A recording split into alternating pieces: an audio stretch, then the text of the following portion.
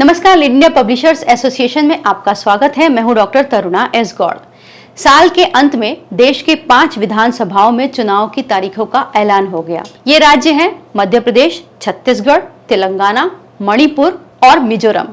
इन राज्यों में आचार संहिता लागू हो गई है, चुनाव की डेट्स आ गई हैं। इसी के बाद से आचार संहिता पर चर्चा चल पड़ी है। डिजिटल मीडिया के पत्रकारों ने ये जानना चाहा है कि आखिर आचार संहिता होती क्या है, कब लागू होती है, इसके क्या नियम होते हैं। तो पहले बात करते हैं आचार संहिता मॉडल कोड ऑफ कंडक्ट होता क्या है।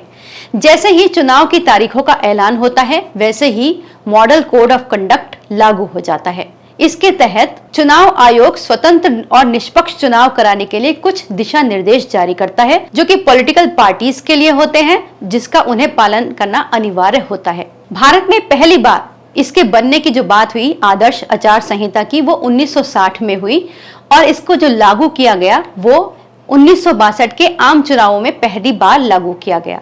चुनाव आयोग ने इस पूरी प्रक्रिया को सभी दलों के ऊपर लागू किया, जिसके तहत कुछ दिशा निर्देश हैं जो ये कहते हैं, जैसे कि चुनाव के दौरान राजनीतिक दल किस तरह से काम करेंगे, कैसे पार्टी बैठकें होंगी, कैसे जुलूस होंगे, किस तरह से वो आगे उनकी रणनीति होगी, इस सब पर विस्तार से बताया है। साथ ही मतदान दिवस के दिन की गतिविधि, कामकाज और सरकारी कर्मचारियों के साथ किस तरह व्यवहार होगा, इस पर भी विस्तार से वर्णन है। मतगणना के बाद आदर्श आचार संहिता यानी कि मॉडल कोड ऑफ कंडक्ट खत्म हो जाता है, समाप्त हो जाता है। नियमों की बात करें तो किसी भी रैली के आयोजन के लिए पुलिस की अनुमति लेना अनिवार्य होता है। दूसरा नियम कहता है कि किसी भी व्यक्ति की उसकी अनुमति के बिना आप उसकी निजी प्रॉपर्टी पर, उसके घर पर चुनाव प्रचार की सामग्री, बैनर, पोस्टर या फिर झंडे नहीं लगा सकते। ये राजनीतिक दलों के लिए है। इसके अलावा राजनीतिक दलों को भ्रष्ट या आपराधिक आचरण से बचने के भी निर्देश दिए जाते हैं। अब ये भ्रष्ट आचरण या फिर आपराधिक आचरण है क्या? जैसे मतदान केंद्र के पास राजनीतिक दलों को शिविर लगाने या फिर चुनाव सामग्री को रखना और उन्हें बांटना और वहां पर भीड़ इकट्ठा करने के लिए मनाही होती है। ठीक ऐसे ही मतदाता को डराना, धमकाना या इन्फ्लुएंस करना भी भ्रष्ट और आपराधिक आचरण के अंदर आता है। ऐसे ही मतदान वाले दिन या उसके पहले किसी भी वोटर को शराब या पैसा देना भ्रष्ट आचरण के अंतर्गत आता है। अगले नियम के मुताबिक मतदान केंद्र तक ले जाने के लिए या फिर वहां से वापस लाने के लिए वाहन आदि उपलब्ध कराना भी भ्रष्ट आचरण है। इसके अलावा फर्जी वोट डलवाना, चुनाव प्रचार बंद हो जाने के बाद भी प्रचार करते रहना और मतदान केंद्र के 100 मीटर के दायरे के अंदर चुनावी प्रचार करना भी भ्रष्ट और आपराधिक आचरण है। अगर ये चुनावी आचार संहिता का यानी आदर्श आचार संहिता या मॉडल कोड ऑफ कंडक्ट का उल्लंघन होता है तो इसके लिए चुनाव आयोग लीगल एक्शन लेता है, जैसे उस सदस्य की उम्मीदवारी रद्द की जा सकती है या फिर आपराधिक मुकदमे भी लगाए जा सकते हैं। तो राजनीतिक दलों के लिए भी जो आचार संहिता है वो क्या कहती है, वो भी जान लेते हैं। इसके मुताबिक अगर कोई प्रतिनिधि या फिर कोई व्यक्ति जो चुनाव लड़ रहा है वो इस तरह के भाषण देता है या उनका आयोजन करता है जिससे नफरत फैले, समाज में शांति भंग हो, तो ये भी आचार संहिता के खिलाफ है।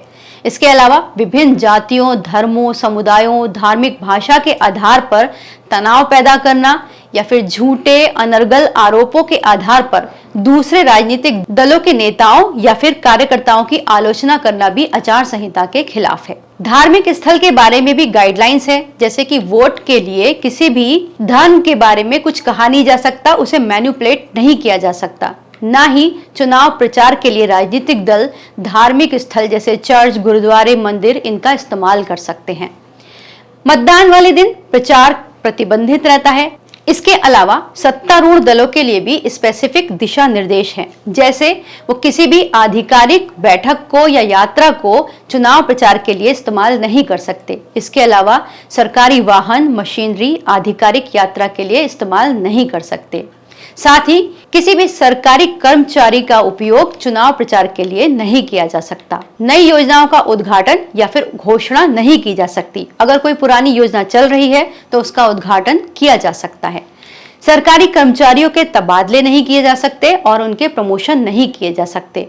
अगर उनका प्रमोशन और तबादला होता है तो फिर चुनाव आयोग की अनुमति लेना अनिवार्य होता है। तो ये थी आचार संहिता से जुड़ी हुई कुछ जानकारी। अब यहाँ पर बात आती है कि इस तरह से रिपोर्टर या पत्रकार कैसे काम करे। तो जब आपने चुनाव आचार संहिता को जाना तो आपने देखा कि उसका उल्लंघन किन किन बातों पर हो सकता है, तो आप अपनी रिपोर्ट उस पर फोकस करके बना सकते हैं, क्योंकि आचार संहिता सीधे सीधे राजनीतिक दलों और चुनाव को लेकर है। पत्रकारों के लिए इसमें खबरें बहुत होती हैं, जैसे अगर कोई भी नेता, चाहे वो सत्ता पक्ष हो या विपक्ष हो, आचार संहिता का उल्लंघन करे तो बहुत ही आराम से वो आपकी स्टोरी हो सकता है। इसके अलावा पत्रकारों को ये भी ध्यान रखने वाली बात है कि अगर वो किसी पार्टी के बारे में बता रहे हैं, रिपोर्ट कर रहे हैं, या फिर किसी प्रत्याशी के बारे में बता रहे हैं, तो उससे कहीं भी ऐसा इम्पैक्ट ना जाए कि वोटर प्रभावित हो उनके पक्ष में।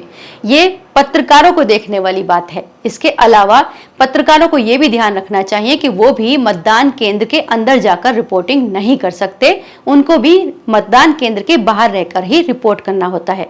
इसके अलावा मतगणना वाले दिन की अगर बात करें तो क्योंकि पत्रकार ही वहां से खबरों को ब्रेक करते हैं, उसके बाद जनता तक ये सब चीजें पहुंचती हैं, तो वहां पर जाने के लिए, रिपोर्ट करने के लिए, कवरेज करने के लिए स्पेशल पास इशू होते हैं, जो कि डीआईओ कार्यालय से बनते हैं और उसके लिए एक प्रोसेस पूरी शुरू हो जाती है। तो जो भी इस तरह की रिपोर्ट को कवर करना चाहते हैं, जो संवाददाता या जर्नलिस्ट, वो वहां पर अपना आवेदन देते हैं। अगर वो स्वतंत्र पत्रकार हैं तो वो अपनी एक्रेडिटेशन के थ्रू लेते हैं, और अगर वो किसी ऑर्गेनाइजेशन में काम करते हैं तो ऑर्गेनाइजेशन उनके लिए लेटर जारी करता है।